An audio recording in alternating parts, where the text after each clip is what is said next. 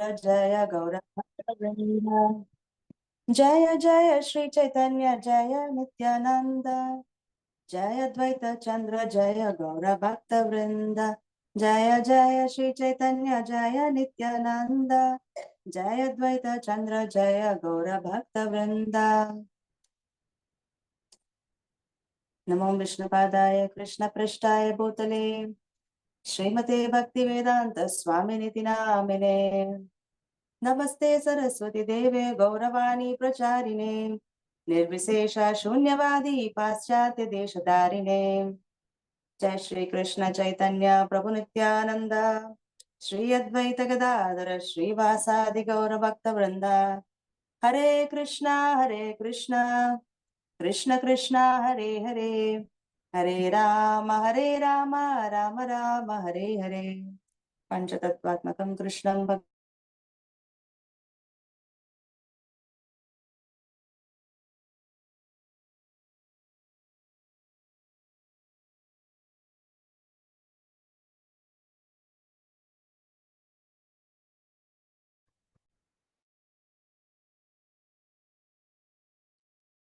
രേഷ്മാജി രേഷ്മാജി പറയുന്ന കേൾക്കുന്നുണ്ടോ?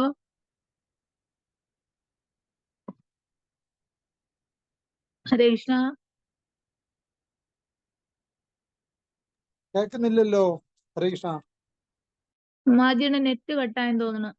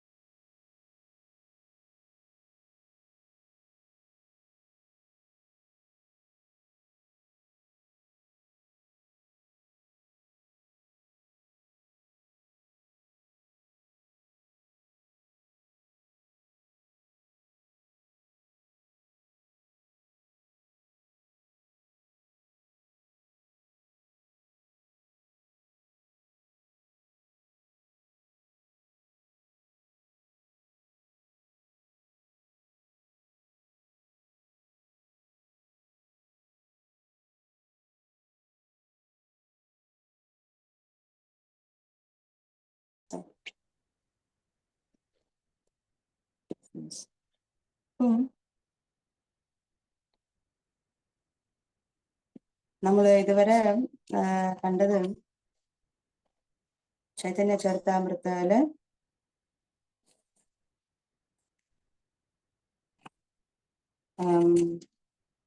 ഒരു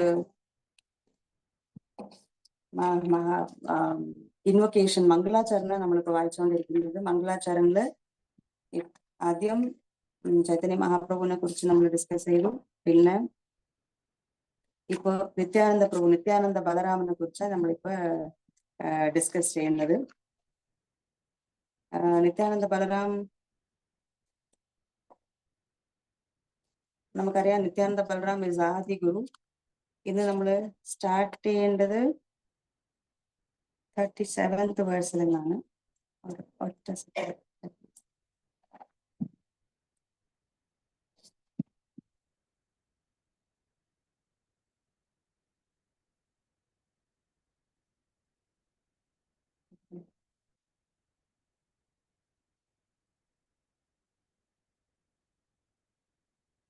So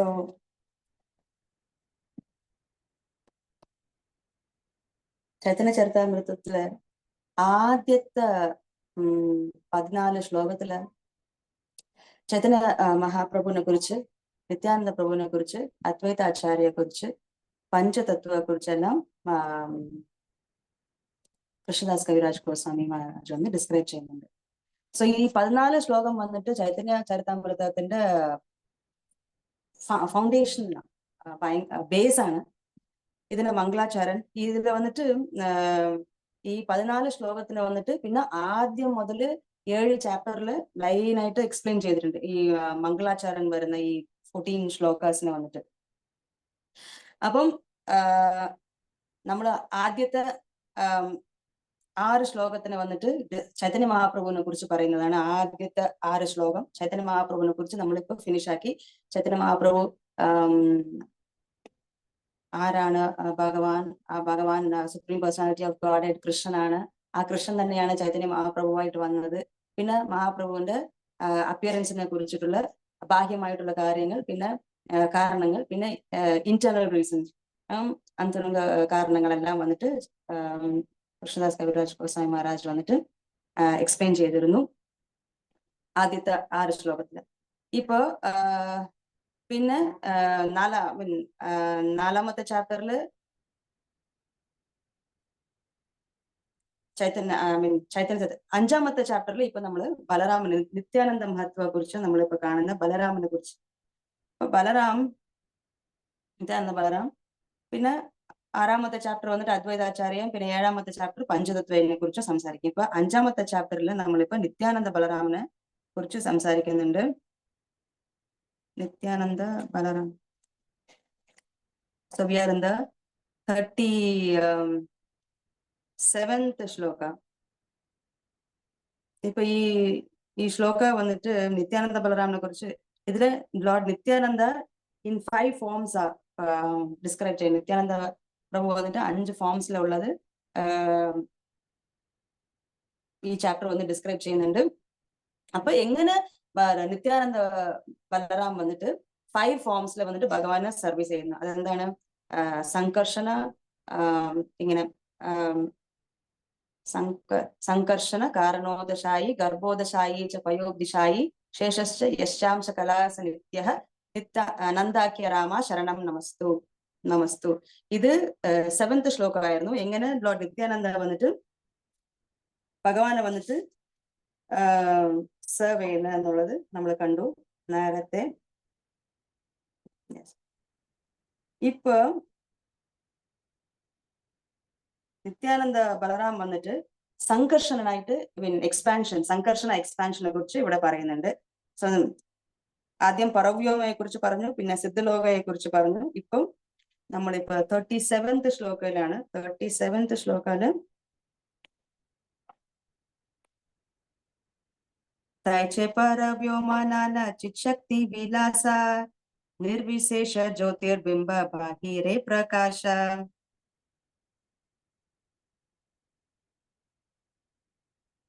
മാതാജി ക്യാൻ ആരെങ്കിലും കൂടെ ട്രാൻസ്ലേഷൻ വായിക്കാൻ പറ്റുമോ?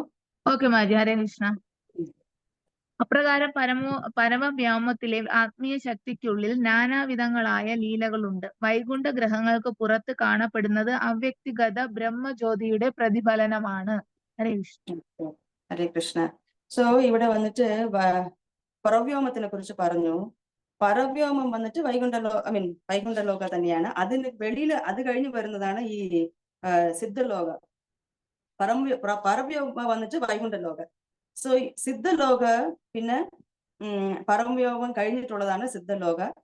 ഈ സിദ്ധലോകത്തില് എല്ലാവരും എത്താം വെച്ചാൽ ഈവൻ ഭഗവാനാൽ കൊല്ലപ്പെട്ട അസുരന്മാർ പോലും സിദ്ധലോകത്തിൽ എത്താൻ പറ്റും. അത് നമുക്ക് ഇനി വായിക്കുമ്പോൾ കാണാൻ പറ്റും. നിർവിശേഷ ബ്രഹ്മസൈ കേവല ജ്യോതിർമയ സായുജ്യേര അധികാരി താൻഹ പായലായ. സോ ഈ സിദ്ധലോകത്തില് സായുജ്യ മോക്ഷ കിട്ടിയവരെല്ലാവരും സിദ്ധലോകത്തില് എൻട്രി ചെയ്യാൻ പറ്റും. സിദ്ധലോകത്തില് എൻട്രി ചെയ്യാൻ പറ്റും. സായുജ്യമുക്തി അപ്പൊ ഭഗവാന്റെ കയ്യിൽ കൊല്ലപ്പെട്ടവരെല്ലാവർക്കും സായുധ്യമുക്തി വന്നിട്ട് കിട്ടുന്നുണ്ട്. അപ്പൊ ഈവൻ ഡെമൻസിനെ പോലും അത് കിട്ടുന്നുണ്ട്. അപ്പൊ ഇപ്പൊ നമ്മള് 39 വായിക്കാം. സിദ്ധലോകസ്തു തമസ പാരേ യത്ര സിദ്ധലോകസ്തു തമസ പാരേ യത്ര വസന്തി സിദ്ധ ബ്രഹ്മസുഖേ മഗ്ന ദൈത്യാശ്ച ഹരിനാഹതാം. മാതാജി ഒന്ന് റീഡ് ചെയ്യുന്നത് ട്രാൻസ്ലേഷൻ. ഓക്കെ മജാരേഷ്. തമസിന്റെ മേഖലയ്ക്ക് ഭൗതിക വിശ്വവിഷ്കാരത്തിന് അപ്പുറം സിദ്ധലോകം സ്ഥിതി ചെയ്യുന്നു. സിദ്ധന്മാർ അവിടെ ബ്രഹ്മനിർവൃതിയിൽ മഗ്നരായി വസിക്കുന്നു. ഭഗവാനാൽ വധിക്കപ്പെട്ട അസുരന്മാർ പോലും അതേ മേഖല പ്രാപിക്കുന്നു. ഭാവാർത്ഥം വായിക്കണോ മാറ്റി? വായിച്ചോളൂ മാതാജി. തമസ് എന്നാൽ അന്ധകാരം എന്നാണ് അർത്ഥം. ഭൗതിക ലോകം അന്ധകാരമാണ്, അതിന് അപ്പുറത്താണ് പ്രകാശം. അതായത് ഭൗതിക മേഖല മുഴുവൻ കടന്നു കഴിഞ്ഞാൽ ഒരുവന് ആധ്യാത്മിക ആകാശത്തിലേക്ക് വരാം. അവിടുത്തെ അവ്യക്തിഗത തേജസ്സിന്റെ അന്തരീക്ഷം സിദ്ധലോകമെന്ന് അറിയപ്പെടുന്നു. ഭഗവാനിൽ ലയിച്ചു ചേരാൻ ആഗ്രഹിക്കുന്ന മായാവാദി തത്വജ്ഞാനികളും കൃഷ്ണനാൽ വധിക്കപ്പെട്ട കംസനെയും ശിശുപാലനെയും പോലുള്ള ആസുരീയ വ്യക്തികളും ആ ബ്രഹ്മജ്യോതിസിൽ പ്രവേശിക്കുന്നു. പതഞ്ജലിയുടെ യോഗ സമ്പ്രദായം അനുസരിച്ച് ധ്യാനത്തിലൂടെ ഭഗവാനുമായി ഏകത്വം നേടുന്ന യോഗികളും ആ സിദ്ധലോകത്തിൽ എത്തിച്ചേരുന്നു. ബ്രഹ്മാണ്ഡ പുരാണത്തിൽ നിന്നുള്ള ശ്ലോകമാണിത്. ഹരേ കൃഷ്ണ. താങ്ക് യു മാതാജി. അപ്പൊ ഭഗവാന്റെ കയ്യില് മരണം കിട്ടുന്ന എല്ലാ അസുരന്മാർക്കും സിദ്ധലോകം കിട്ടുന്നുണ്ട്. ഡിവോട്ടീസ് വന്ന് അതിനെ കുറിച്ച് ഈ 5 തരത്തിലുള്ള മുക്തിയിൽ വന്നിട്ട് സായുജ്യ, സാരൂപ്യ, സായുജ്യ, സാമീപ്യ, സാഷ്ടി, ഇതില് ഈ 5 ടൈപ്സ് പറയുമ്പോൾ അതിന് സായുജ്യം വന്നിട്ട് ഡിവോട്ടീസ് വന്നിട്ട് അതിന് മൈൻഡ് ചെയ്യത്തേ ഇല്ല. മീൻ അവർക്ക് അത് they are not at all bothered. Because personal relationship ഇല്ല, ലവിങ് എക്സ്ചേഞ്ച് ഇല്ല, ഒരു പ്രേമ പരിമാറ്റം ഇല്ല ഡിവോട്ടീസും ഭഗവാൻ തമ്മിൽ മറ്റേ സായുജ്യമുക്തിയില്.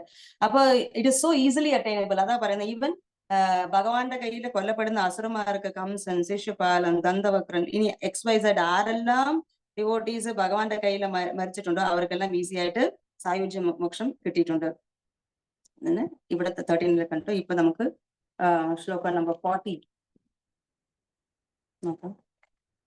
സെയ് പരവ്യോമേ നാരായണേരച്ചാരി പാശേ ദ്വാരക ചതുർവ്യൂഹേന ദ്വിതീയ പ്രകാശേ. ട്രാൻസ്ലേഷൻ. ആ ആധ്യാത്മിക ആകാശത്തിൽ നാരായണന്റെ 4 വശത്തും ദ്വാരകയുടെ ചതുർവ്യൂഹ വിസ്തരണങ്ങളുടെ രണ്ടാമത്തെ വിസ്തരണങ്ങളാണ്. ഭാവാർത്ഥം. കൃഷ്ണന്റെ ധാമമായ ദ്വാരകയിലെ ചതുർവ്യൂഹങ്ങളുടെ രണ്ടാമത്തെ വിസ്തരണങ്ങൾ പരവ്യാമത്തിലുണ്ട്. ത്രിഗുണാതീതവും ആത്മീയവുമായ ഈ രൂപങ്ങളിൽ ശ്രീ ബലദേവൻ മഹാസംഘർഷനായിട്ടാണ് പ്രതിനിധാനം ചെയ്യപ്പെടുന്നത്. ആധ്യാത്മിക ആകാശത്തിലെ പ്രവൃത്തികൾ പരിശുദ്ധമായ ആധ്യാത്മിക അസ്തിത്വത്തിലുള്ള അന്തരംഗ ശക്തിയാലാണ് ആവിഷ്കരിക്കപ്പെടുന്നത്. അവ 6 അതീന്ദ്രിയ ഐശ്വര്യങ്ങളായി വിസ്തരിക്കുന്നു. അവയെല്ലാം ജീവസത്തകളുടെ ആത്യന്തിക സംഭരണിയും ലക്ഷ്യവുമായ മഹാസംഘർഷന്റെ ആവിഷ്കരണങ്ങളാണ്. ജീവസത്തകൾ എന്നറിയപ്പെടുന്ന ആത്മീയ സ്ഫുലിംഗങ്ങൾ ജീവശക്തി എന്നറിയപ്പെടുന്ന തടസ്ഥ ശക്തിയുടേതാണെങ്കിലും അവ ഭൗതിക ശക്തിയുടെ അവസ്ഥകൾക്ക് വിഷയീഭവിക്കുന്നു. ഈ സ്ഫുലിംഗങ്ങൾ ഭഗവാന്റെ ആന്തരിക ബാഹ്യ ശക്തികളോട് ബന്ധപ്പെട്ടവ ആയതിനാലാണ് ഇവയെ തടസ്ഥ ശക്തിയിൽ പെടുത്തിയിരിക്കുന്നത്. വാസുദേവൻ, സംകർഷണൻ, പ്രദ്യുമ്നൻ, അനിരുദ്ധൻ എന്നീ അറിയപ്പെടുന്ന ഭഗവാന്റെ ചതുർവ്യൂഹങ്ങളെ പരിഗണിക്കുമ്പോൾ ശ്രീപാദ ശങ്കരാചാര്യരുടെ നേതൃത്വത്തിലുള്ള അവ്യക്തിഗതവാദികൾ വേദാന്ത സൂത്രവാക്യങ്ങളെ അവരുടെ അവ്യക്തിഗത ചിന്താസരണിക്ക് ഉതകും വിധം വ്യാഖ്യാനിക്കുന്നു. എന്നാൽ അത്തരം സൂത്രവാക്യങ്ങളുടെ നൈസർഗികമായ അർത്ഥം ലഭ്യമാക്കുന്നതിന് വൃന്ദാവനത്തിലെ 6 ഗോസ്വാമികളുടെ നേതാവായ ശ്രീല രൂപ ഗോസ്വാമി വേദാന്ത സൂത്രവാക്യങ്ങൾക്കുള്ള സ്വാഭാവിക വ്യാഖ്യാനമായ തന്നുടെ ലഘു ഭാഗവതാമൃതത്തിൽ ഉചിതമായ മറുപടി നൽകിയിട്ടുണ്ട്. ശ്രീല രൂപ ഗോസ്വാമി ലഘു ഭാഗവതാമൃതത്തിൽ ആധ്യാത്മിക ആകാശത്തിൽ കിഴക്ക്, പടിഞ്ഞാറ്, വടക്ക്, തെക്ക് എന്നിവയ്ക്ക് തത്തുല്യമായ 4 ദിക്കുകൾ ഉണ്ടെന്നും അവയിൽ വാസുദേവനും സംകർഷണനും പ്രദ്യുമ്നനും അനിരുദ്ധനും സ്ഥിതി ചെയ്യുന്നുവെന്നും പത്മപുരാണത്തിൽ നിന്ന് ഉദ്ധരിച്ചുകൊണ്ട് വിവരിക്കുന്നു. അതേ രൂപങ്ങൾ ഭൗതിക ആകാശത്തിലും സ്ഥിതി ചെയ്യുന്നുണ്ട്. ആധ്യാത്മിക ആകാശത്തിൽ വാസുദേവൻ വസിക്കുന്ന വേദവതിപുരം എന്നറിയപ്പെടുന്ന ഒരു സ്ഥലമുണ്ടെന്ന് പത്മപുരാണത്തിൽ വിവരിക്കുന്നു. സത്യലോകത്തിന് മുകളിലുള്ള വിഷ്ണു ലോകത്തിൽ സംഘർഷണൻ വസിക്കുന്നു. മഹാസംഘർഷണൻ എന്നത് സംഘർഷണന്റെ മറ്റൊരു നാമമാണ്.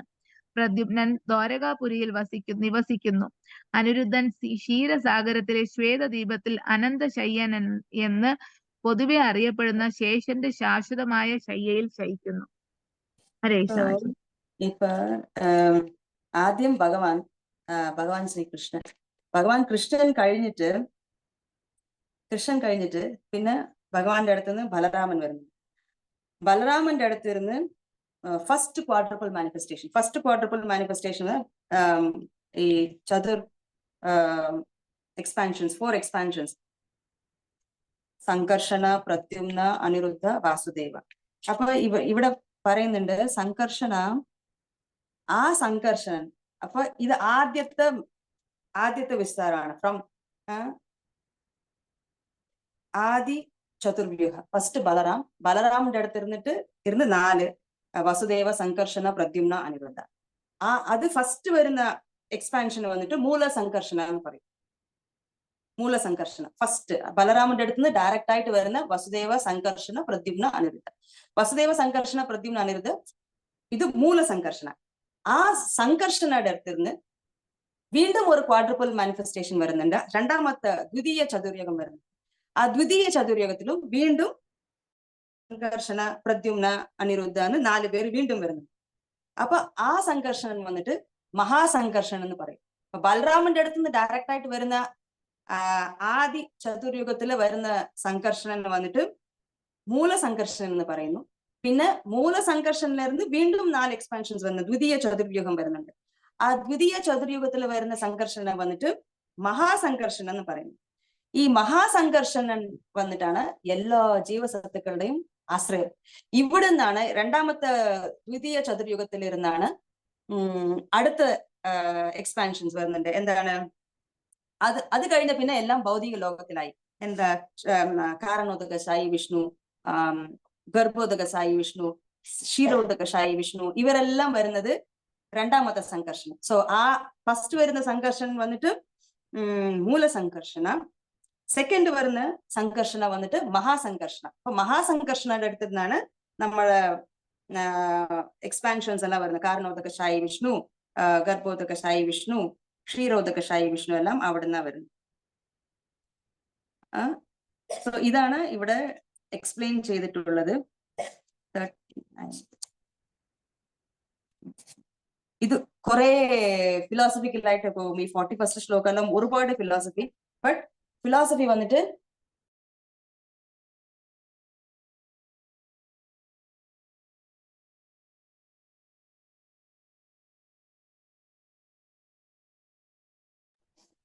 അപ്പൊ തത്വ കുറച്ച് ഡ്രൈ ആയിരിക്കും. ഇപ്പൊ ചൈതന്യ നേരത്തെ ഫസ്റ്റ് ചാപ്റ്റർ അതിലീലയുടെ സെക്കൻഡ് ചാപ്റ്ററിൽ പറയുന്നു, സിദ്ധാന്ത ബലിയ ചിത്തെ നകരയാലസ് ഇഹ ഹത്തെ കൃഷ്ണ ലാഗെ സുദൃഢ മനസ്. അപ്പൊ a sincere student should not neglect the discussion of conclusions, considering them to be controversial. For such discussions strengthen the mind, thus one's mind becomes attached to Sri Krishna.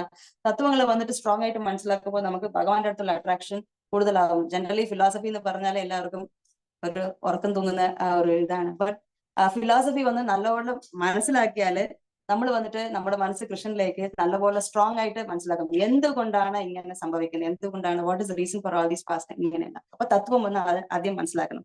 So basically നമുക്ക് മനസ്സിലാക്കേണ്ടത് ഈ second quadruple മാനിഫെസ്റ്റേഷനിലിരുന്ന മഹാസംഘർഷനിലിരുന്നാണ് നമുക്ക് ബാക്കി പുരുഷാവതാരസ് എല്ലാം വരുന്നെന്ന് നമുക്ക് ഇവിടെ കാണാൻ പറ്റും. പിന്നെ 41st ശ്ലോകാല് അത് പറയുന്നുണ്ട്, വാസുദേവ സംഘർഷണ പ്രദ്യുമ്ന അനിരുദ്ധ ദ്വിതീയ ചതുർവ്യൂഹ തുരീയ വിശുദ്ധ. വാസുദേവ, Sankarshana, Pradyumna and Aniruddha constitute the second quadruple. They are purely transcendental. ഇത് വലിയ എക്സ്പ്ലനേഷൻ ആയി ശ്ലോകത്തിന് കൊടുത്തിരിക്കുന്നത്. ഇത് എന്താ പറയാ, ശങ്കരാചാര്യയുടെ ഫിലോസഫിയില് അവർ പറയുന്നതും പിന്നെ നമ്മുടെ രൂപഗോസ്വാമി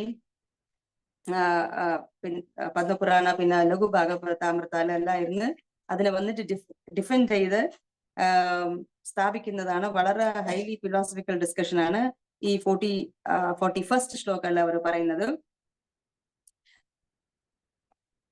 സോ ഗോലോക ചാർട്ടില് സെക്കൻഡ് ക്വാഡ്രപ്പിൾ മാനിഫെസ്റ്റേഷൻ ആണ് ഇപ്പൊ നമ്മൾ കാണുന്നത്. സോ അതിന്റെ ഡീറ്റെയിൽഡ് എക്സ്പ്ലനേഷൻ ആണ് 41 ശ്ലോകത്തിൽ കൊടുത്തിട്ടുള്ളത്. അത് വെരി ഡീറ്റെയിൽഡ് എക്സ്പ്ലനേഷൻ ആണ്. അത് നമുക്ക് റീഡ് ചെയ്യാം. നമുക്ക് സോ ഇപ്പൊ നമുക്ക് 42nd ശ്ലോക വായിക്കാം. താൻഹായേര മേര രൂപ മഹാസംകർഷണ ചിക്ഷക്തി ആശ്രയ തിൻഹോ കാരണേര കാരണ. Yes Mataji, please read the translation. അവിടെ ആധ്യാത്മിക ആകാശത്തിൽ ബലദേവന്റെ വ്യക്തിഗത രൂപഭേദമായ മഹാസംകർഷണൻ ആധ്യാത്മിക ശക്തിയുടെ ആശ്രമമായി വർത്തിക്കുന്നു. അവിടുന്നാണ് സർവകാരണങ്ങളുടെയും പ്രഥമ കാരണം.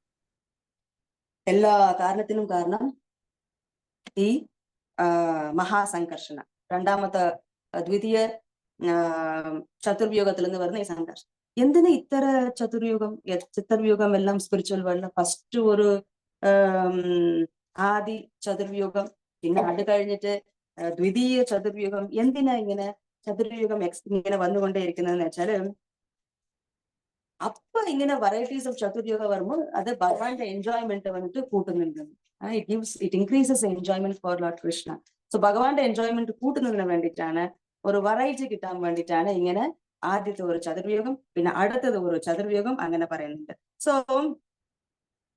അപ്പൊ ഓരോ ചതുർയുഗം വരുമ്പോ അപ്പൊ അവരുടെ മൂഡ്, വേഷഭൂഷാദികൾ എല്ലാം ഡിഫറെന്റ് ആവും. സോ ഭഗവാൻ കൃഷ്ണനാണ് സുപ്രീം എൻജോയർ. ഭഗവാൻ കൃഷ്ണന്റെ സുപ്രീം എൻജോയ്മെന്റിന് വേണ്ടിയിട്ടാണ് ഇങ്ങനത്തെ ഡിഫറെന്റ് ടൈപ്സ് ഓഫ് ചതുർയുഗ. ഇപ്പൊ രണ്ടാമത്തെ ചതുർയുഗത്തിന്റെ പേരാണ് ചതുർയുഗത്തിൽ വരുന്ന സംഘർഷണനാണ് മഹാസംഘർഷണൻ. ഈ മഹാസംഘർഷണനാണ് എല്ലാ ജീവന്റെയും, is a shelter of all the ജീവേഴ്സ്, എല്ലാ ജീവന്റെ ആശയം. ബിക്കോസ് ഇനിയാണ് ജീവ എക്സ്പാൻഷൻസ് എല്ലാം വരാൻ പോകുന്നത്. അത് നമുക്ക് മനസ്സിലാക്കണം. He is a cause of all causes, he is a primary cause, the cause of all causes എന്ന് പറയുന്നുണ്ട്. Text number 43. ചിത്ശക്തി വിലാസ ഏക ശുദ്ധ സത്വ നാമ ശുദ്ധ സത്വ മായായാതോ വൈകുണ്ഠാധിധാമ. സോ മാതാജി എന്ന് വായിക്കും. മാതാജി, വൺ വെറൈറ്റി ആധ്യാത്മിക ശക്തിയുടെ ഒരു വിഭാഗം ലീലകളെ വിശുദ്ധ സത്വം എന്ന് വിളിക്കുന്നു. അതിൽ വൈകുണ്ഠധാമങ്ങൾ ഉൾക്കൊള്ളുന്നു. അതെ. സോ വിശുദ്ധ സത്വ,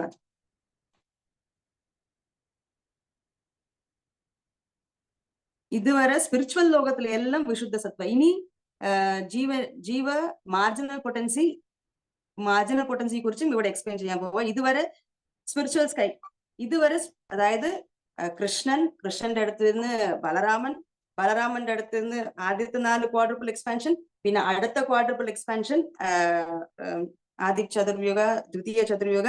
ഇതുവരെ എല്ലാം സ്പിരിച്വൽ വേൾഡ്. ഇതുവരെ എല്ലാം ശുദ്ധസത്വമാണ് ഇതുവരെ. ഇത് കഴിഞ്ഞിട്ട് മെറ്റീരിയൽ വേൾഡ് സ്റ്റാർട്ട് ആവും. പുരുഷാവതാരസ് എല്ലാം തുടങ്ങുമ്പോൾ, ക്ഷീരകത്തൊക്കെ ഷായി വിഷ്ണു എല്ലാം വരുമ്പോൾ ഇനി ഭൗതിക ലോകം തുടങ്ങും. ഇനി വരുന്നതിൽ അത് നമുക്ക് 44 നമുക്ക് കാണാൻ പറ്റും. ഷഡ്വിധ ഐശ്വര്യതാണ്ഡ സകല ചിന്മയ സംഘർഷണേര വിഭൂതി സഭ ജാനീയ നിശ്ചയ. 6 ഐശ്വര്യ സവിശേഷതകളും ആധ്യാത്മികമാണ്. അവയെല്ലാം സംഘർഷണന്റെ ഐശ്വര്യങ്ങളുടെ ആവിഷ്കാരങ്ങളാണെന്ന് തീർച്ചയായും അറിയുക. സോ ഓൾ ദ 6 ഐശ്വര്യവും സംഘർഷണന്റെ അടുത്ത് നിന്നാണ് വരുന്നത്. യെസ്. അത് കഴിഞ്ഞിട്ട് ജീവതത്വത്തിനെ കുറിച്ച് ഇനി അടുത്തത് നമുക്ക് കാണാം. ജീവനാമ തടസ്ഥാഖ്യ ഏകശക്തിഹായ മഹാസംഘർഷണ സഭ ജീവേര ആശ്രയ. മഹാസംഘർഷണം. ജീവൻ എന്നറിയപ്പെടുന്ന ഒരു തടസ്സ ശക്തിയുണ്ട്. എല്ലാ ജീവന്മാരുടെയും ആശ്രയം മഹാസംഘർഷണം.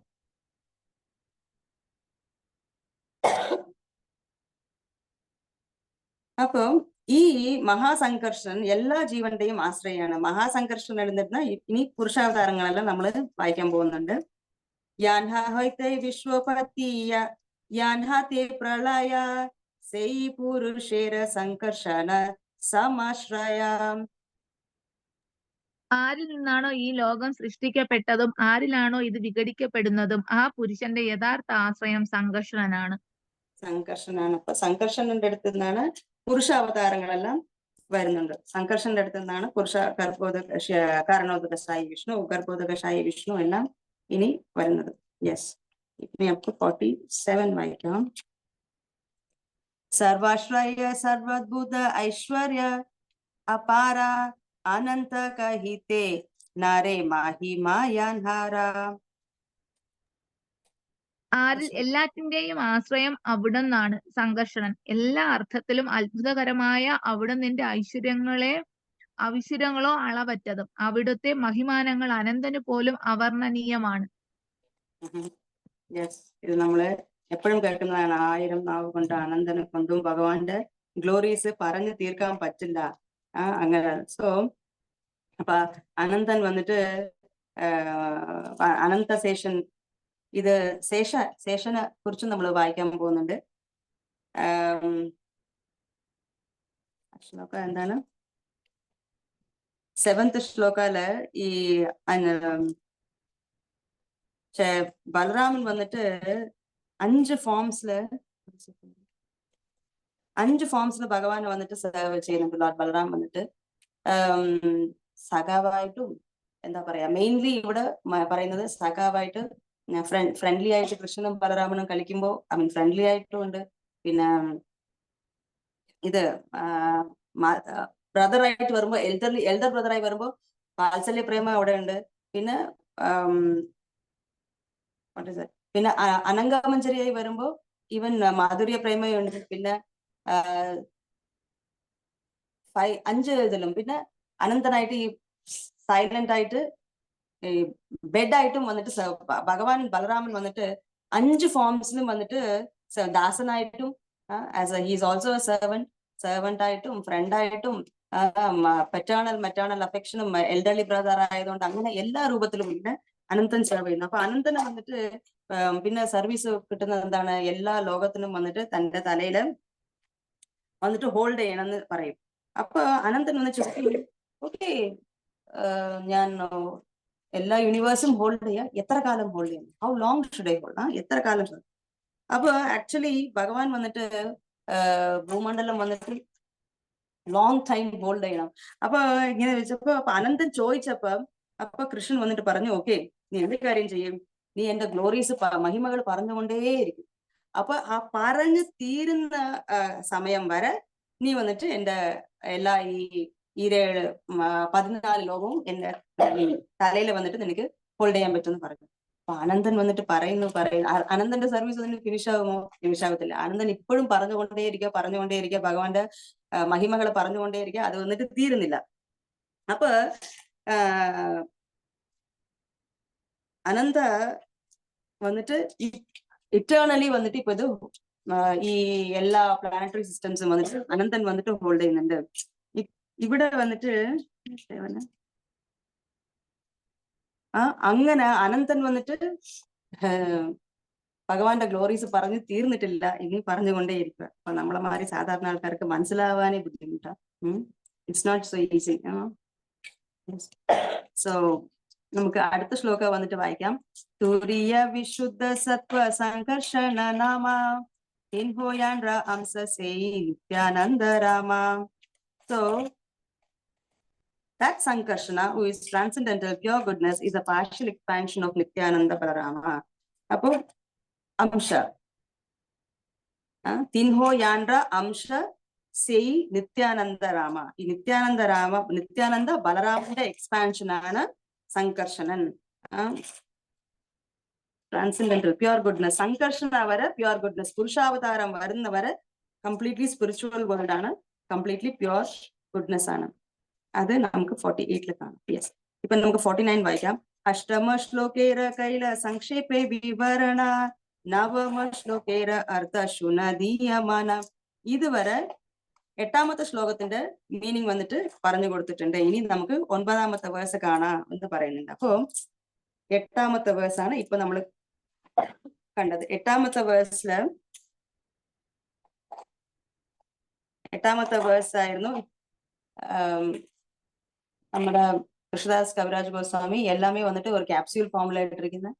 அப்போ ஒரு ശ്ലോകവും പിന്നെ കുറെ ശ്ലോകങ്ങളെ வந்து എല്ലാം നക്ഷൽ ഇട്ട് കൊടുത്തിട്ട് പിന്നെ അതിന് വന്നിട്ട് കുറെ ശ്ലോകത്തില് வந்து എക്സ്പ്ലെയിൻ ചെയ്യും. ഇപ്പൊ ഇതുവരെ നമ്മൾ കണ്ടത് വന്നിട്ട് 8ാമത്തെ ശ്ലോകം മായാതിഥേ വ്യാപി വൈകുണ്ഠ ലോകേ പൂർണ്ണൈശ്വര്യ ശ്രീ ചതുർവ്യൂഹ മധ്യേ രൂപം യസ്യോ ഭാതി സംകർഷനാക്യം തം ശ്രീ നിത്യാനന്ദരാമം പ്രപദ്യേ. അപ്പൊ ഈ 8ാമത്തെ ശ്ലോകത്തിലാണ് ചതുർവ്യൂഹം മെറ്റീരിയൽ ക്രിയേഷന്റെ അപ്പാല് എന്താ പറയാ ചതുർവ്യൂഹത്തില് മധ്യത്തില് സംകർഷനുണ്ട്. ആ സംകർഷണൻ വന്നിട്ട് ഭഗവാൻ നിത്യാനന്ദന്റെ എക്സ്പാൻഷൻ ആണ്. നിത്യാനന്ദ രാമനെ വന്നിട്ട് സംകർഷണന് വന്നിട്ട് ഞാൻ പ്രണമിക്കുന്നു എന്ന് ഈ ശ്ലോകം. ഈ ശ്ലോകത്തിനാണ് ഇതുവരെ 8ാമത്തെ ശ്ലോകത്തിനാണ് ഇതുവരെ എക്സ്പ്ലെയിൻ ചെയ്തിട്ടുള്ളത്. ഇതുവരെ എക്സ്പ്ലെയിൻ ചെയ്തിട്ട് 49th ശ്ലോകം വരെ എക്സ്പ്ലെയിൻ ചെയ്തിട്ടുണ്ട്. ഇപ്പൊ അടുത്തത് 50ാമത്തെ ശ്ലോകം മുതല് 9th ശ്ലോക വന്ന് എക്സ്പ്ലനേഷൻ തുടങ്ങുന്നുണ്ട്. 9th ശ്ലോക ഈ നേരത്തെ പറഞ്ഞ പോലെ ഇതെല്ലാം വന്നിട്ട് മംഗളാചാരനില് വരുന്ന ശ്ലോകങ്ങളാണ്. അപ്പൊ നിത്യാനന്ദ തത്വനെ കുറിച്ച് പറഞ്ഞ ശ്ലോകത്തില് ഇത് നമ്മൾ ഈ ശ്ലോകം വായിക്കുന്നത് ഇപ്പൊ 9th ശ്ലോകം ആദിലീലയില് ഫസ്റ്റ് ചാപ്റ്ററില് 9ാമത്തെ ശ്ലോകം മംഗളാചാരൻ 9ാമത്തെ ശ്ലോകത്തില് വന്നിട്ട് ഇപ്പൊ നമ്മള് എക്സ്പ്ലനേഷൻ ഇപ്പൊ കാണാൻ പോവാ. ഇവിടെ കാരണോദകശായി അടുത്ത എക്സ്പാൻഷൻ കാരണോദകശായി. ഈ ചാപ്റ്ററിന്റെ ടൈറ്റിൽ തന്നെ ലോർഡ് നിത്യാനന്ദ ഇൻ 5 ഫീച്ചേഴ്സ്. 5 ഫീച്ചേഴ്സില് ഭഗവാൻ നിത്യാനന്ദ വന്ന് സെർവ് ചെയ്യുന്നുണ്ട്. എന്തെല്ലാമായിട്ട് സംകർഷണ, കാരണോദകശായി വിഷ്ണു, ഗർഭോദകശായി വിഷ്ണു, ക്ഷീരോദകശായി വിഷ്ണു, ശേഷ. ഈ 5 രൂപത്തിലാണ് നമ്മള് സംകർഷണ കാരണതോയശായി, ഗർഭോദശായി പയോബ്ദിശായി, ശേഷശ്ച യശ്യാംസ കലാസ നിത്യഃ നന്ദാക്യ രാമ ശരണം മമസ്തു. അപ്പൊ സംകർഷണ ഇതുവരെ സംകർഷനെ കുറിച്ച് 8ാമത്തെ ശ്ലോകത്തില് സംകർഷനെ കുറിച്ച് പറഞ്ഞു. സംകർഷണ ഇനി കാരണോദകശായി വിഷ്ണു. ഇനി 9ാമത്തെ ശ്ലോകത്തില് കാരണോദകശായി വിഷ്ണുവിന്റെ എക്സ്പാൻഷൻസ് ആയിരിക്കും ഇനി നമ്മൾ വായിക്കാൻ പോകുന്നത്. 50th ശ്ലോകം.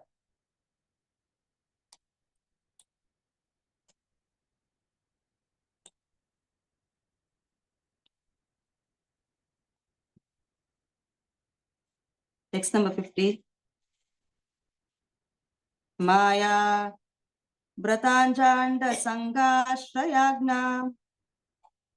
Sangashrayanga Shete Sakshat Karanambodhi Madhye Yasaikamsha Shri Puman Adi Devas Tam Shri Nityananda Ramam Prapadye. Mataji translation ഒന്ന് വായിക്കാം മാതാജി. ഹരേ കൃഷ്ണ. കാരണ സമുദ്രത്തിൽ ശയിക്കുന്ന മായാശക്തിയുടെ യജമാനും സർവ്വലോകങ്ങളുടെ ആശ്രയവുമായ ആദിദേവൻ കാരണോദശായി വിഷ്ണു ആരുടെ ഭാഗിക പ്രതിനിധീകരണമാണോ ആ നിത്യാനന്ദ രാമനെ ഞാൻ ശരണം പ്രാപിക്കുന്നു. യെസ്, ഇപ്പൊ ലോർഡ് നിത്യാനന്ദ ഇൻ 5 ഫീച്ചേഴ്സ് 5 ഫോംസിലാണ് നിത്യാനന്ദ ബലരാമൻ വന്നിട്ട് ഭഗവാനെ സേവിക്കുന്നത്. നമ്മൾ സംഘർഷണ എക്സ്പ്ലനേഷൻ നമ്മൾ കണ്ടു. ഇനി അടുത്തത് വന്നിട്ട് പുരുഷാവതാരത്തില് കാരണോദകശായി വിഷ്ണുവിനെ കുറിച്ചാണ് ഇവിടെ പറയാൻ പോകുന്നത്. കാരണോദകശായി പേരിലേ ഉണ്ട്. കാരണസാഗരത്തിലെ കടലില് കാരണോദകശായി ഇങ്ങനെ ശയനത്തിൽ ഇരിക്കുന്നതാണ് കാരണോദകശായി വിഷ്ണു. ഇനി കാരണോദകശായി വിഷ്ണു വന്നിട്ട് എല്ലാ ലോകങ്ങളും സൃഷ്ടിയും ഇവിടെ നിന്ന് തുടങ്ങാൻ പോകുന്നു. കാരണോദകശായി വിഷ്ണുവിന്റെ അടുത്ത് നിന്ന് തുടങ്ങാൻ പോകുന്നു. അതാ നമ്മൾ ഇപ്പൊ കാണുന്നത്. അപ്പൊ ഇനി കാരണോദകശായിന്റെ എക്സ്പ്ലനേഷൻ നമുക്ക് കാണാം. വൈകുണ്ഠ ബാഹിരേ ഏയ് ജ്യോതിർമയധാമ താൻഹാര ബാഹിരേ കാരണാർണവനാമ. അപ്പൊ വൈകുണ്ഠത്തിലെ വെളിയിലെ outside the Brahman, outside Vaikuntha is impersonal Brahman effulgence and beyond the effulgence is Karana ocean or cosmos. അപ്പൊ ഈ കാരണസാഗരം വന്നിട്ട് ബ്രഹ്മൻ effulgence നമ്മൾ കണ്ടു. Full Chintamani Dhama, full spiritual world ആയിരുന്നു. സ്പിരിച്വൽ വേൾഡ് കഴിഞ്ഞ പിന്നെ ഭഗവാന്റെ ഈ ബ്രഹ്മൻ effulgence വന്നു. ബ്രഹ്മൻ effulgenceന്റെ വെളിയിലാണ് ഇപ്പം കാരണോദകശായി വിഷ്ണു ഉള്ളത്. പർപ്പൊക്കെ എത്ര വലുതാണ്.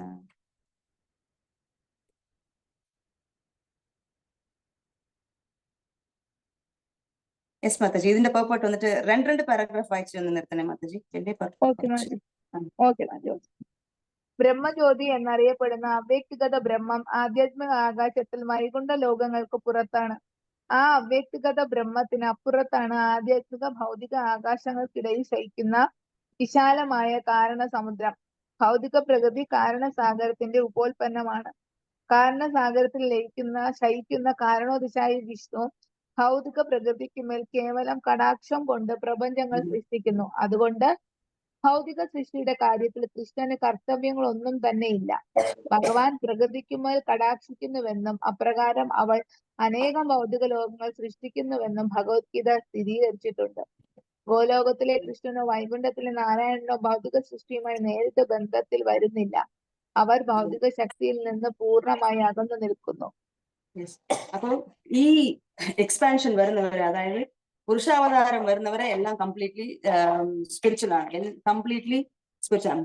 ഭൗതിക ലോകം വരുന്നത് ഇവിടുന്ന് കാരണോദകശായി വിഷ്ണു. കാരണോദകശായി വിഷ്ണുവിന്റെ അടുത്ത് നിന്നാണ് പല എന്താ പറയാ ജീവങ്ങളെല്ലാം വരുന്നത്, ജീവാസ് എല്ലാം വരുന്നത്.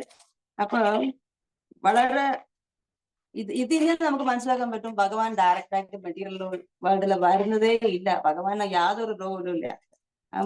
കാരണോദകശായി വിഷ്ണു വന്നിട്ട് ജസ്റ്റ് ഒരു ഗ്ലാൻസ് കാണിക്കുമ്പോൾ തന്നെ ആ ഒരു ദൃഷ്ടിയിൽ നിന്ന് തന്നെ ബാക്കി എല്ലാ സൃഷ്ടികളും വരുന്നുണ്ട്. അപ്പൊ ഭൗതിക ലോകത്തിൽ ഭഗവാൻ വരേണ്ട യാതൊരു ഭഗവാൻ പേഴ്സണലി ആഗ്രഹിക്കുമ്പോൾ ഭഗവാൻ വന്നിട്ട് ഇറങ്ങി വരുന്നല്ലാതെ ഈ സൃഷ്ടിക്കും ഭഗവാനും കണക്ഷൻസ് ഇല്ല. ഭഗവാന്റെ അസിസ്റ്റൻസ് എല്ലാം ഇതെല്ലാം ക്യാരി ഓവർ ചെയ്യുന്നു.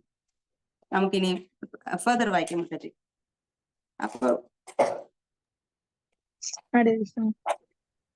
കാരണസാഗരത്തിന്റെ പരിധിക്കപ്പുറം സ്ഥിതി ചെയ്യുന്ന ഭൗതിക പ്രകൃതിക്കുമേൽ കടാക്ഷിക്കേണ്ട ചുമതല കാരണോദശായി വിഷ്ണുവിന്റെ രൂപത്തിലുള്ള മഹാസംഘർഷനാണ്. ഭൗതിക പ്രകൃതി ഭഗവാനുമായി ബന്ധപ്പെടുന്നത് അവളിലേക്കുള്ള അവിടത്തെ ദൃഷ്ടിയിലൂടെ അല്ലാതെ മറ്റൊന്നിലൂടെയും അല്ല. അവിടത്തെ ദൃഷ്ടിയുടെ ശക്തി കൊണ്ട് അവൾ ഗർഭവതിയാകുന്നുവെന്ന് പറയപ്പെടുന്നു.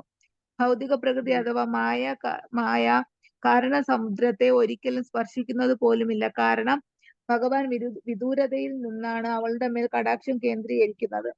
ഭഗവാന്റെ കടാക്ഷം വിശ്വശക്തിയെ മുഴുവൻ സ്പന്ദിപ്പിക്കുകയും അപ്രകാരം അതിന്റെ പ്രവർത്തനം ഉടനെ ആരംഭിക്കുകയും ചെയ്യുന്നു. ഭൗതിക ശക്തി എത്ര ബലവത്തായാലും അവൾക്ക് സ്വയം ഒരു ശക്തിയുമില്ലെന്ന് ഇത് സൂചിപ്പിക്കുന്നു. കഴിഞ്ഞില്ല മാജു? അടുത്ത പാരഗ്രാഫ് കൂടെ വായിച്ചാൽ മതി.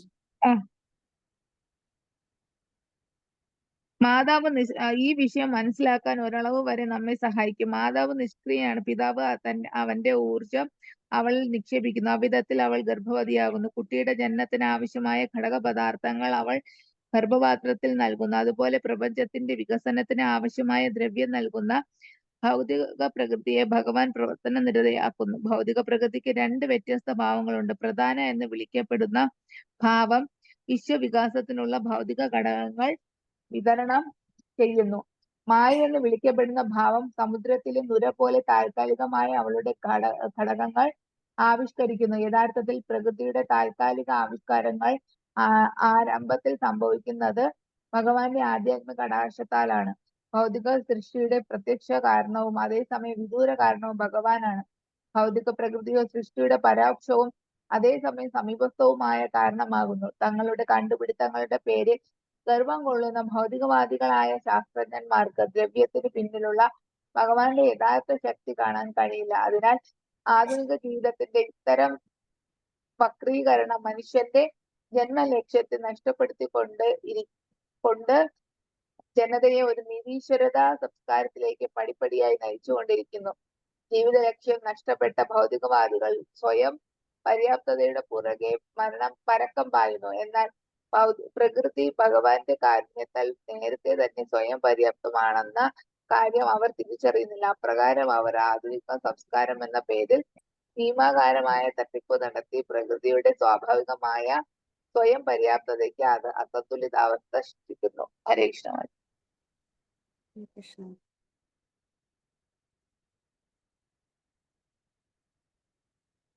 2 paragraphs വായിച്ചില്ല മാതാജി?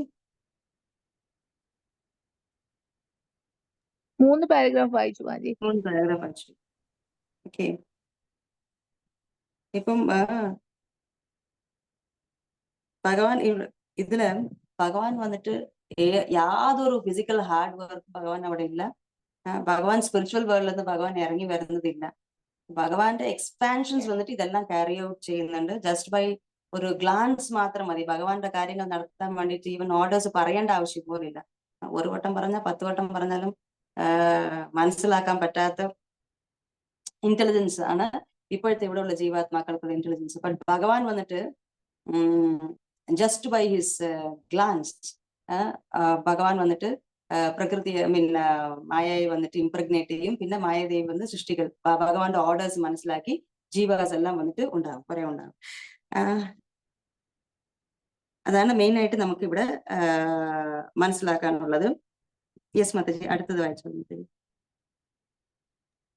ആദ്യ കാരണത്തിന്റെ അറിവില്ലാതെ ഭൗതിക പ്രകൃതി എല്ലാമാണെന്ന് ചിന്തിക്കുന്നത് അജ്ഞതയാണ്. അജ്ഞതയുടെ ഈ അന്ധകാരം നീക്കി മുഴുവൻ ലോകത്തെയും പ്രകാശിപ്പിക്കാൻ കഴിയുന്ന ആധ്യാത്മിക ജീവിതത്തിന്റെ സ്ഫുലിംഗം തെളിയിക്കാനാണ് ചൈതന്യ മഹാപ്രഭു തന്റെ അഹൈതുകമായ കാരുണ്യത്താൽ പ്രത്യക്ഷനായത്.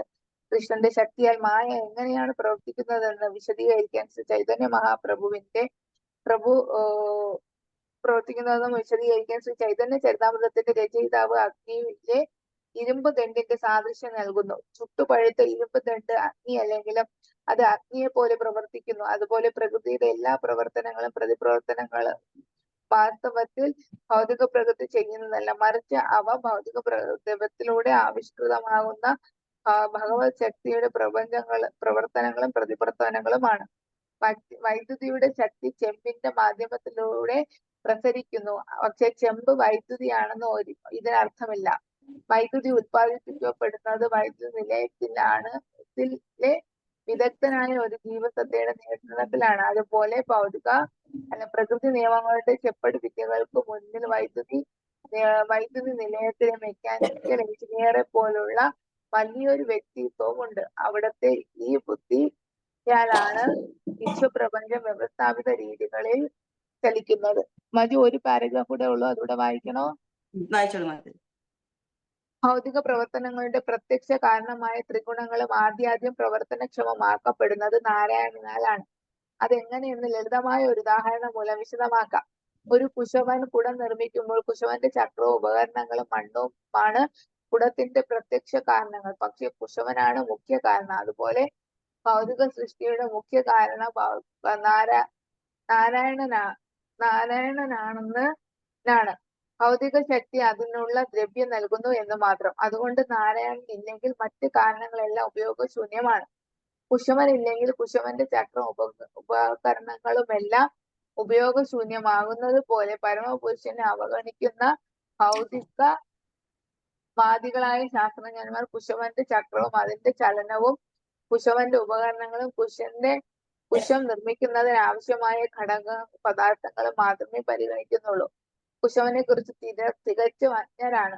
അതുകൊണ്ട് ആധുനിക ശാസ്ത്രം പരമ കാരണത്തെ കുറിച്ച് അത്യന്തം അജ്ഞത നിറഞ്ഞ അപൂർണവും ദൈവരഹിതവുമായ ഒരു സംസ്കാരം സൃഷ്ടിച്ചിരിക്കുന്നു.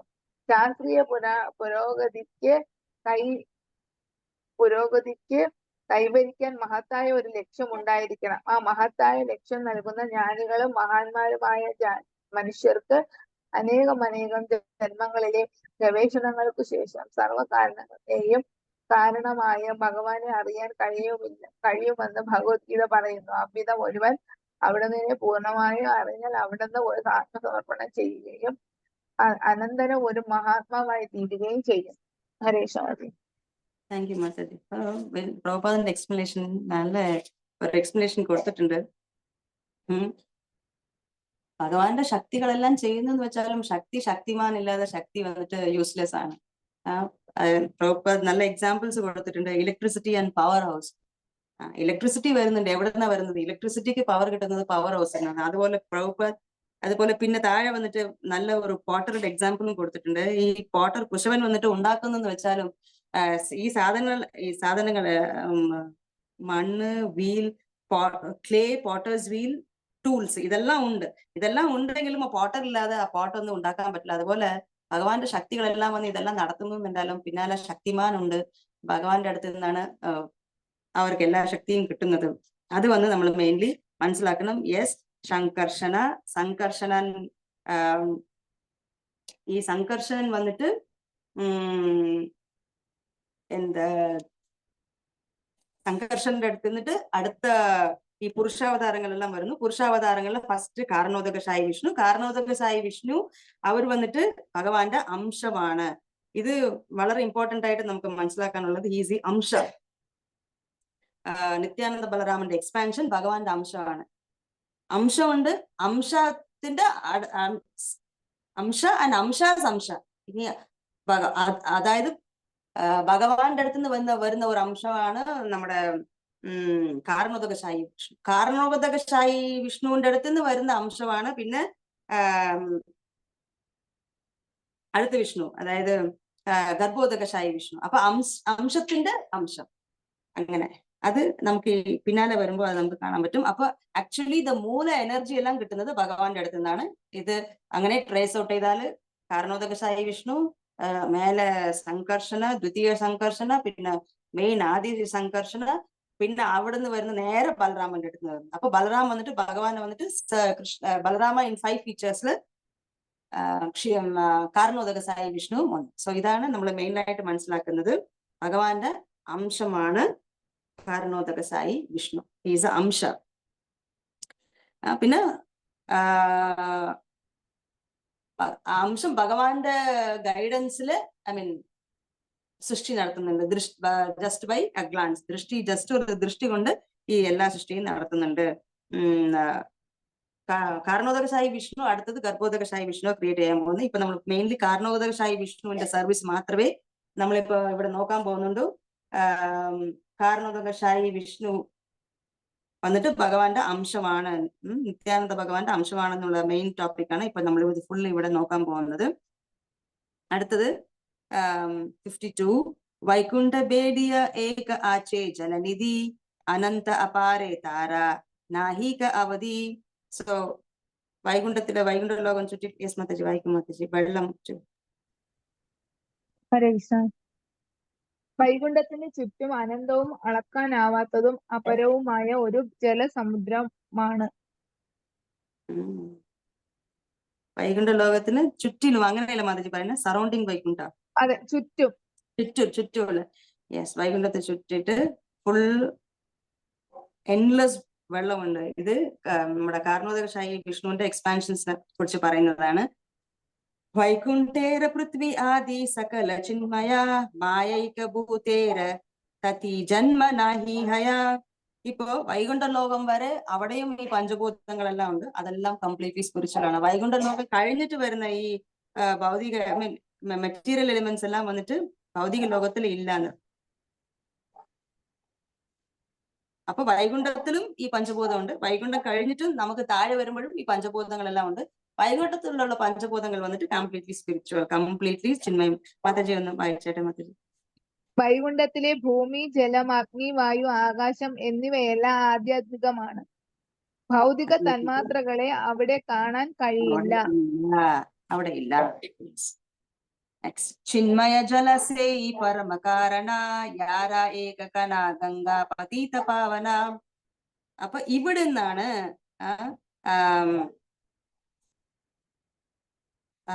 ഗാഞ്ചസ് വരുന്നത്. ഗാഞ്ചസ് വന്നിട്ട് ജസ്റ്റ് ഒരു തുള്ളി മാത്രമേ ഉള്ളൂ. മാതാജി വായിക്കും മാതാജി. അതിനാൽ ആദി കാരണമായ കാരണ സമുദ്രത്തിലെ ജലം ആധ്യാത്മികമാണ്. അതിന്റെ ഒരു തുള്ളി മാത്രമായ വിശുദ്ധ ഗംഗ പതിതാത്മാക്കളെ ശുദ്ധീകരിക്കുന്നു. ഓക്കെ, അപ്പൊ കാരണോദകശായി വിഷ്ണുവിന്റെ മഹിമ പറയുമ്പോ അംശ എന്ന് കണ്ടു. നിത്യാനന്ദ ബലരാമന്റെ അംശമാണ് കാരണോദകശായി വിഷ്ണു. പിന്നെ കാരണസാഗരത്തില് ഈ കാരണസാഗരം, വലിയ സാഗരം, എൻലെസ് ആയിട്ടുള്ള പെരുങ്കടലിലെ കാരണസാഗരത്തിലാണ് കാരണോദകശായി വിഷ്ണു കിടക്കുന്നു. പിന്നെ കാരണോദകശായി വിഷ്ണു കിടക്കുന്ന ആ വെള്ളം വന്നിട്ട്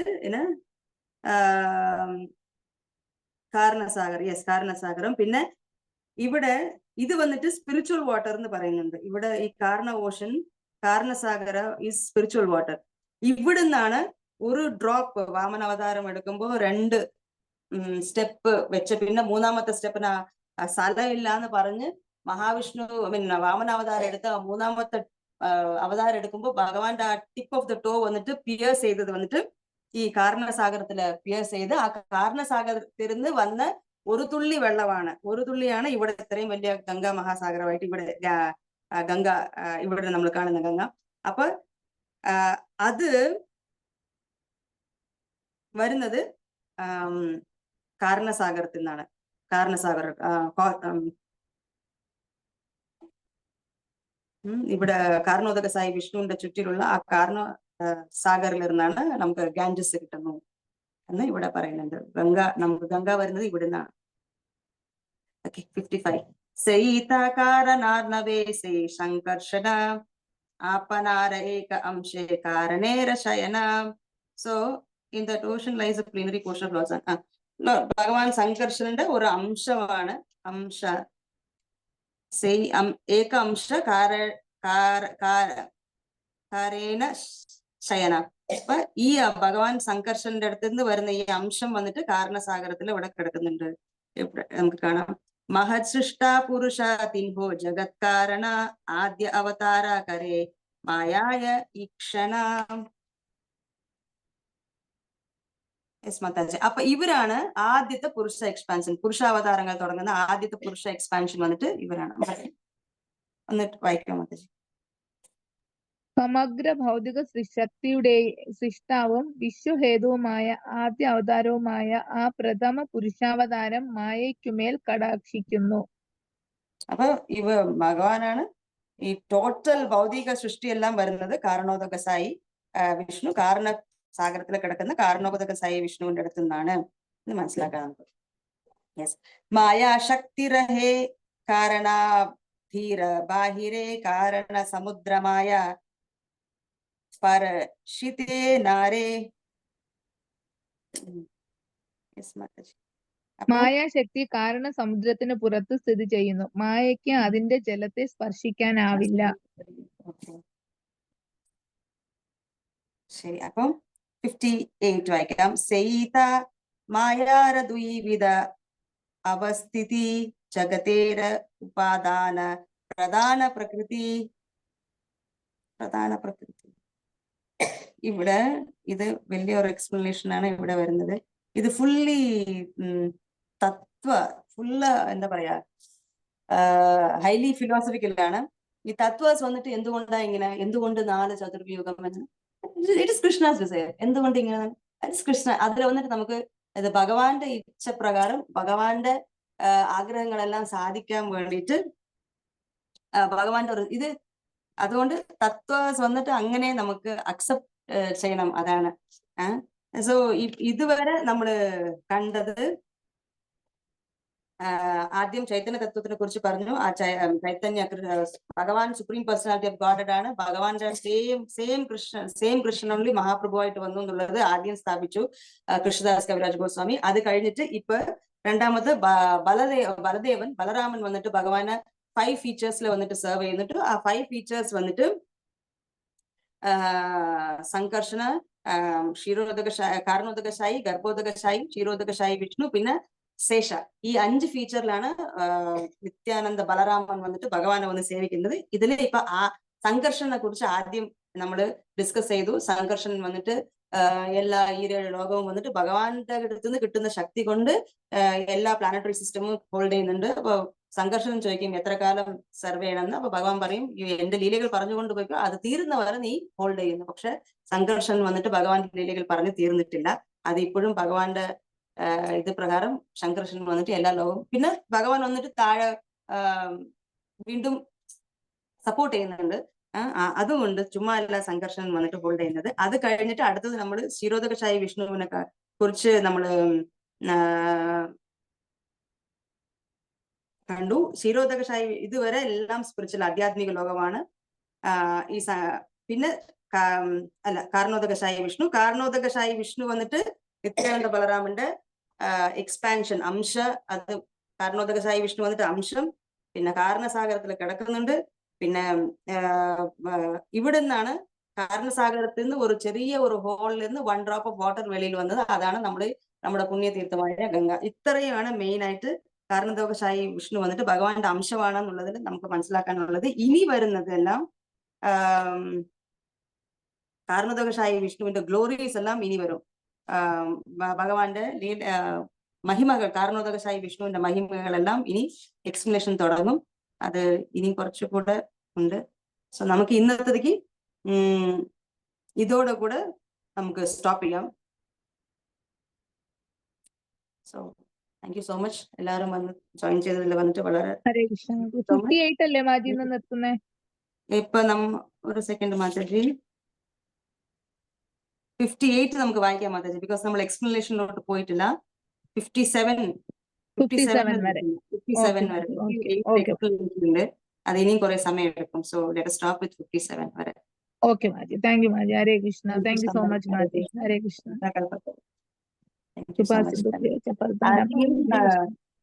എന്തെങ്കിലും ആഡ് ചെയ്യാനുണ്ടെങ്കിൽ നിങ്ങൾ ആഡ് ചെയ്യാം. ഡിവോട്ടീസ് എന്തെങ്കിലും ഇതിൽ ആഡ് ചെയ്യാനുണ്ടെങ്കിൽ ആഡ് ചെയ്യാം.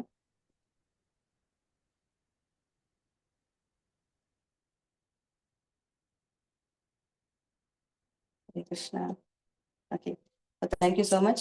Hare Krishna. Vancha kalpatarubhyascha kripa sindhubhyev cha patitanam pavanebhyo vaishnavebhyo namo namah. Ananta koti Vaishnav Vrinda ki jai. Gauranga Bhakta Vrinda ki jai. Srila Prabhupada. Thank you Mataji. Hare Krishna. Okay Maji, close ചെയ്യട്ടെ Maji. Hare Krishna. Thank you so much Maji. Thank you. Hare Krishna. Hare Krishna.